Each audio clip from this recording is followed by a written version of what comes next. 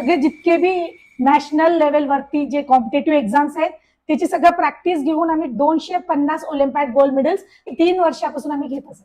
नमस्कार मित्रांनो, मी आहे डॉक्टर विश्वनाथ पाटील. मी आज सडोली दुमाला येथील मैत्रेय इंटरनॅशनल स्कूल मध्ये आलोय.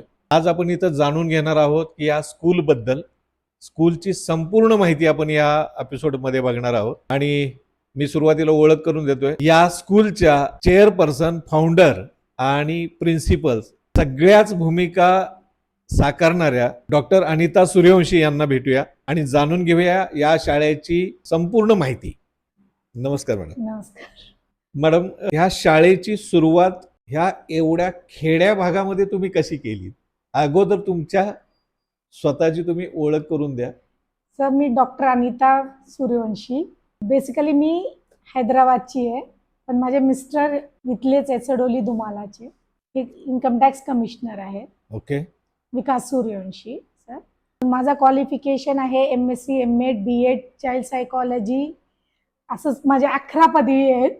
वा. मी लॉ पण केलेली आहे आणि ह्या शिक्षणाच्या क्षेत्रामध्ये मी 30 years as a teacher, as a principal म्हणून कॉलेज ऑफ एज्युकेशनची प्रिन्सिपल म्हणून काम केलेली आहे. इतका प्रदीर्घ अनुभव असताना अशा खेड्यापाड्यामध्ये तुम्ही शाळा सुरू करण्याचं तुमच्या डोक्यामध्ये कसं आलं? हां सर, हे जे आहे की ग्रामीण भागाच्या मुलांमध्ये हार्ड वर्किंग दिसलेलं आहे आणि त्यांच्या मनात इंग्लिशची भीती आहे. सिटीच्या मुलांपेक्षा ग्रामीण भागाचे मुलं खूप हुशार असतात, टॅलेंटेड आहेत, पण त्यांना एक संधी मिळत नाही. गायडन्स जर प्रॉपर गायडन्स दिलं तर ते काही करू शकतात. ह्या उद्देशाने मी ही शाळा काढलेली आहे, to create a global citizens. मी ही शाळा काढलेली आहे. हे माझे पॅशन आहे की मुलांच्या मनातून इंग्लिशची भीती काढून त्यांना सुद्धा तुम्ही सिटीच्या मुलांपेक्षा कुठेही कमी पडणार नाही, ह्या उद्देशाने काढलेली शाळा आहे. ह्या शाळेच्या वैशिष्ट्याबद्दल काय सांगाल? ह्या शाळेचं वैशिष्ट्य हेच आहे की इंग्लिश स्पीकिंग स्पोकन क्लासेस फ्रीमध्ये देतात आणि ऑलिम्पियाड्स सगळे जितके बी नॅशनल लेवलवरती जे कॉम्पिटेटिव्ह एक्झाम्स आहेत त्याची सगळं प्रॅक्टिस घेऊन आम्ही 250 ऑलिम्पियाड गोल्ड मेडल्स 3 वर्षापासून आम्ही घेत असतो. ओके. या शाळेमध्ये शिकवले जाणारे जे सब्जेक्ट आहेत किंवा जो अभ्यासक्रम आहे तो कोणत्या प्रकारचा आहे?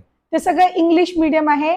From pre primary to 9th आम्ही CBSE पॅटर्नच यूज करणार. ह्या CBSE पॅटर्नची हो. या भागातली ही मला वाटते पहिली शाळा आहे. पण मेन फोकस इंग्लिश, अजून ग्लोबल स्टुडंट्स, ग्लोबल सिटीजन करण्यासाठी त्यांना नॉलेज, भरपूर knowledge, to become a confident compete in future नॉलेजसाठी केलेली शाळा.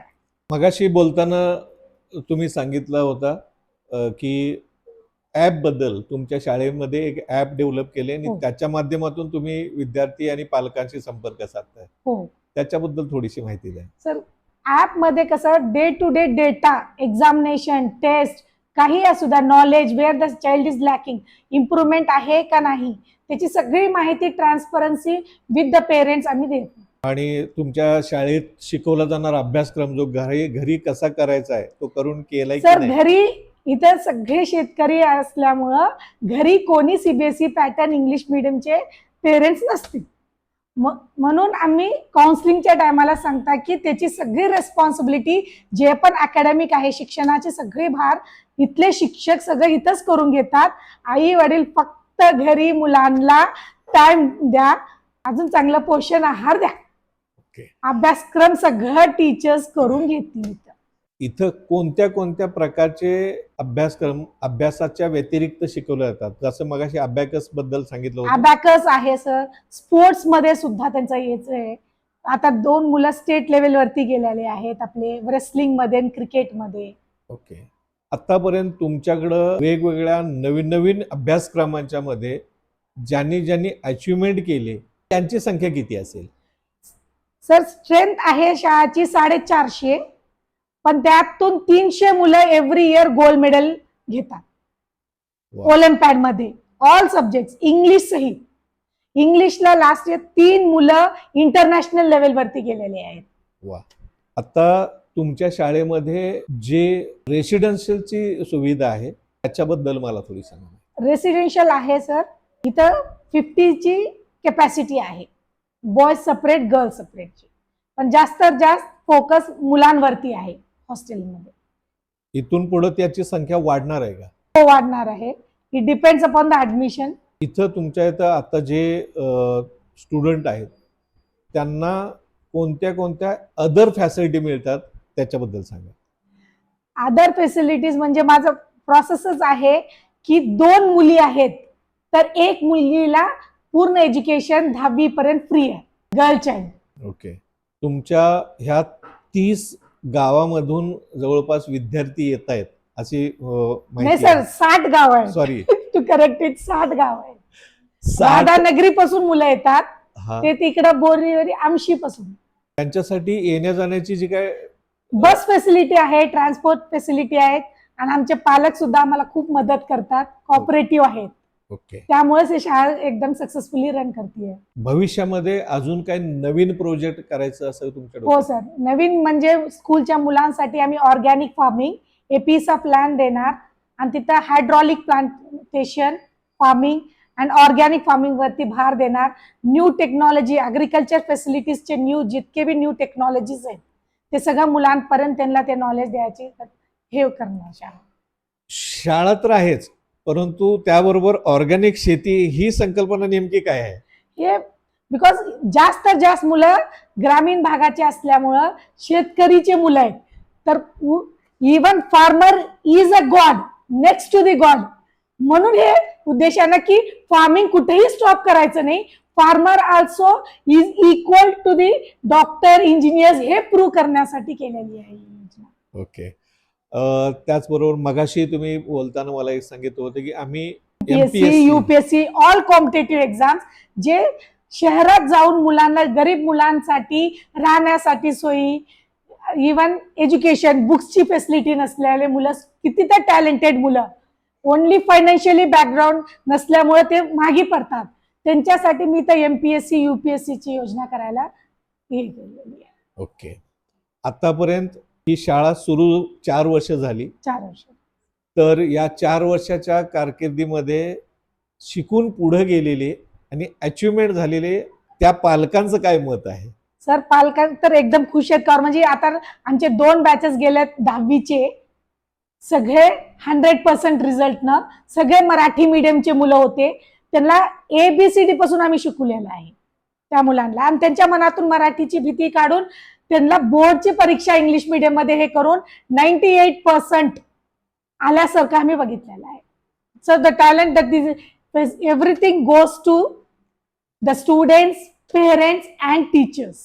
Okay. Credit goes to them. आता या शाळेच्या माध्यमातून लोकांना आता शाळेचं शिक्षणचं महत्त्व पटवून द्यायलाच लागलंय, तर लोकांना काय संदेश द्याल तुम्ही? सर, लोकांना मी हेच सांगते की एज्युकेशन कॉस्टली नाही, इट इज नॉट कमर्शियलाइज्ड. गरीब मुलांसाठी, गरजाळू मुलांसाठी, हुशार मुलांसाठी हे शाळा कधीही ओपन आहे, आणि ते पण कमीत कमी फीज मध्ये ऍडमिशन घेऊ शकतात. ओके मॅडम, एक शेवटचा प्रश्न आहे माझा तुमच्यासाठी. हा सर. तुम्ही मगाशी सांगितलं की तुम्ही हैदराबादचे आहात, हो सर.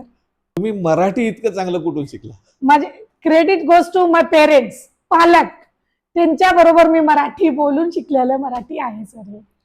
तर मित्रांनो, आज आपण या शाळेबद्दल, इथं लॅब जे आहेत, अभ्यासिका जे आहेत, खेळायचं मैदान जे आहे ते अत्यंत प्रशस्त आणि नवीन टेक्नॉलॉजीनी लेस असं आहे.